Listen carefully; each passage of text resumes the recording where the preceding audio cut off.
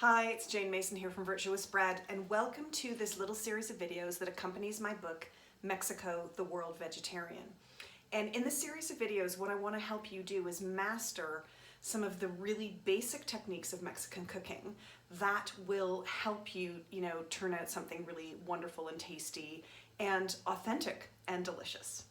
So the videos have addressed various different things like tortillas, like how to deal with dried chilies, and this video is really about how to deal with roasting fresh ingredients, and indeed roasting, full stop. So there's a lot of roasting that goes on in Mexican cooking, and by roasting what we do not mean is turn on your oven to 400 degrees and put some olive oil in a pan and throw in some stuff.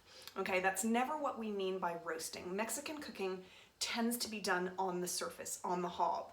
There's very, very little, and probably none, oven cooking in a very traditional Mexican kitchen. I think in my book there are like a couple of things that are done in the oven, but that's, I don't know, what is authentic? It's authentic, it's contemporarily authentic, that's what it is, because typically Mexican food, as I say, is done on the surface. So when we talk about roasting, we talk about dry roasting. Now, what does roasting do? Things like seeds, it reduces the sort of acrid nature of a seed. It brings out the flavor. And really what I mean there is seeds as in spices, so cumin seeds, peppercorns, different kinds of spice seeds. It slightly cooks them and it reduces the raw acrid flavor. For things like nuts and seeds like pumpkin seeds or sesame seeds, what roasting does is it brings out the flavor because they're quite oily.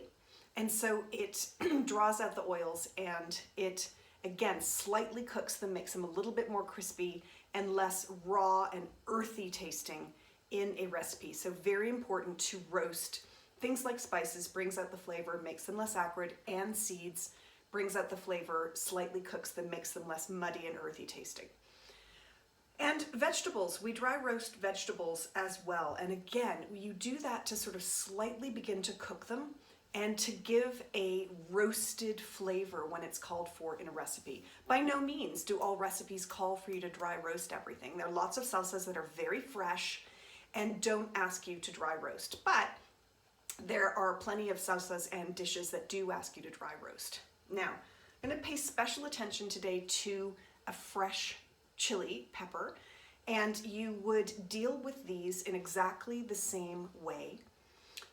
Whether it is a serrano or a jalapeno, cuaresmeño, or an árbol, this happens to be a poblano, you deal with them in the same way, which is you want to dry roast them, and when called for, you actually, when they're roasted and all blackened, you pop them in a plastic bag and you wrap them up in a tea towel, and what that does is it makes it easier for you to get rid of the skins, and it begins to cook them.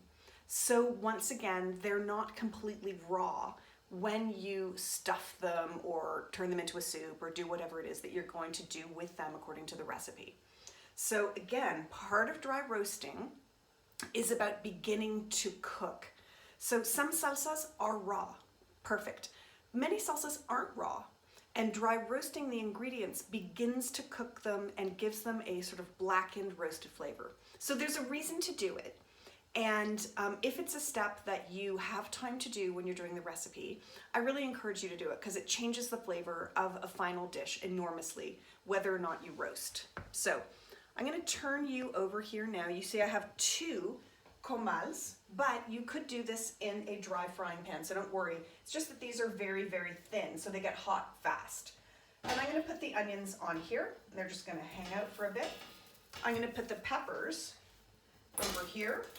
Okay, and I'm also going to put the tomatoes on here. And a tomato, if you have a gas stove, quite frankly, you can stick a fork in the tomato and hold it in the flames. I do that sometimes if I'm just doing a tomato. Now, everything's on the comal. I just want to show you one thing, garlic. Garlic is always roasted with the skin on. And that's because it actually roasts really quickly and you don't want to burn the garlic. Totally happy to burn and blacken all the other vegetables, not the garlic. Garlic goes bitter.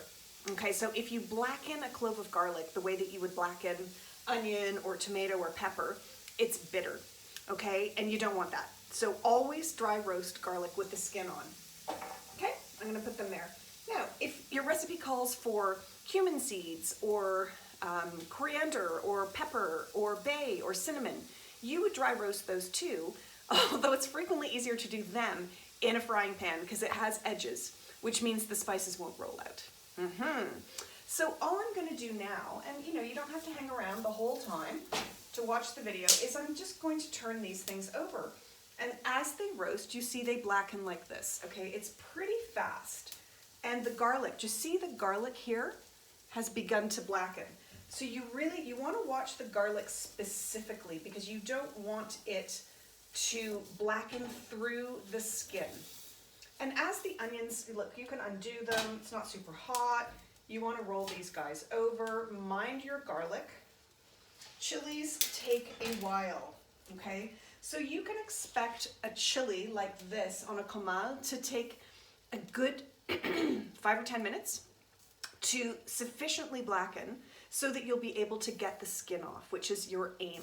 The skins of chilies, they can be thick, they can give people a tummy ache. So when you're dealing with a chili, almost always, certainly of this size, almost always you want to roast it and peel it. Okay, and that means putting it in a bag after you've roasted it and letting it cool down, and then the skin comes off really easily. You can use a spoon actually to just get the skin off super easily. Okay, so here's another, see the garlic here? And the garlic gets soft. You can begin to feel that it gets soft, and what it looks like, it gets translucent. So this one is quite squashy, and I'm just going to show this one to you. Now I'll take it out of the skin. Okay, you can handle them pretty quickly. And see, there's a little bit of blackening there, but not too much, but it's a yellowy color versus a kind of whitish cream color of a raw garlic. And there is the inside. Now, did you know that that was bitter? So when your garlic begins to sprout, do take that out because that is bitter and you don't want to put that in your final dish. So, okay, so there's my garlic done. That's rubbish there. And all you do is you just keep turning things over until they are nice and roasty. Some recipes will call for things to be pretty black, and other recipes will call for things to be just lightly toasted. And that, now I'm going to show you one of these chilies. Okay, can you see here? It starts to blister. The skin of the chili starts to blister, and you're looking for it to get like that all over the chili. Now, you may have a couple of disasters at first with chilies. You might under roast it so that the skin doesn't all come off. Okay, do it a little bit longer next time. You might over roast it so that the flesh gets too fragile for you to, for example, stuff it without it all breaking apart. Okay, lesson learned for next time. So there's a bit of a knack and it takes a bit of practice to deal with a chili for stuffing particularly, because if you're just going to, put it in a bag after you've roasted it and then peel it and put it in a soup, it doesn't matter if it all comes apart, right? That's no problemo. But if you want to stuff it in order to make a stuffed chili dish, and we have lots of those in the book and they're super delicious, you do want to peel them, but you want to make sure that they are not so soft that you can't actually hold them and stuff them, okay? I've done it, I've overcooked them. You do it once, you learn, no biggie. They're just not that beautiful, but they're still delicious. Everything is always delicious, even if it's not 100% beautiful. So that's it. I'm gonna let you go now after 10 minutes of talking to you. And as I say, just continue to turn these over. Sometimes, they're a bit recalcitrant and they decide that they want to not, stand up on an end. Onions are getting there. See, let me show you one. Whoop. See, that is nice and toasty. Okay, that's what you're looking for.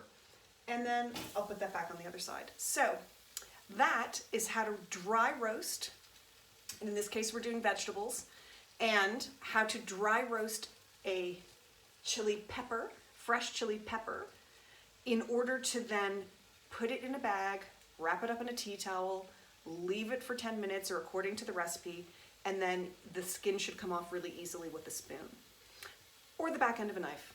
And actually what you would do with the pepper at that point is you would go onto the inside, cut it open, go to the inside and get rid of the seeds and the collar and the veins.